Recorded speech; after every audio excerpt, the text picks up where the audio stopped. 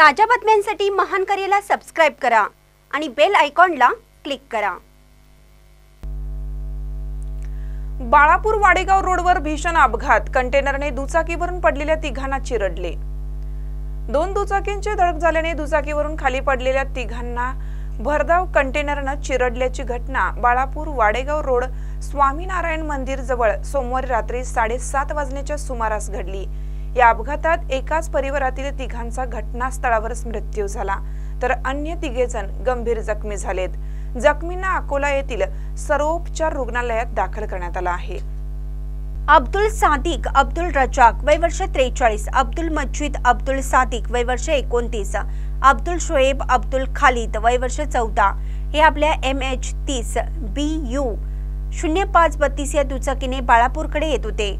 या दरम्यान समोरून येणाऱ्या दुचाकीने त्यांना धडक दिली, त्यामुळे दुचाकीवरील तिघेही महामार्गाच्या मधोमध दुचाकीवरून खाली पडले।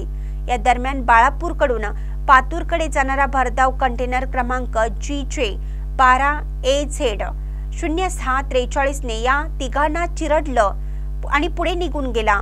अचानक तिघेही महामार्गावर पडल्याने कंटेनर चालकाचे वाहनावरील नियंत्रण सुटल्याने हा भीषण अपघात झाला। तसेच दुसरी मोटरसायकल क्रमांक MH30 PN 3128 यावरील तिघे जण जखमी झाले आहेत। घटनेची माहिती मिळताच वाटेगाव पोलीस चौकीचे सहाय्यक पोलीस निरीक्षक पंकज कांबळे, पोलीस कर्मचारी अक्षय देशमुख, अंकुश मोरे, राधेश्याम पटेल, रफिक शेख व पोलीस कर्मचाऱ्यांनी घटनास्थळी धाव घेतली। महानकरी न्यूजसाठी अमोल ढोके, बाळापूर।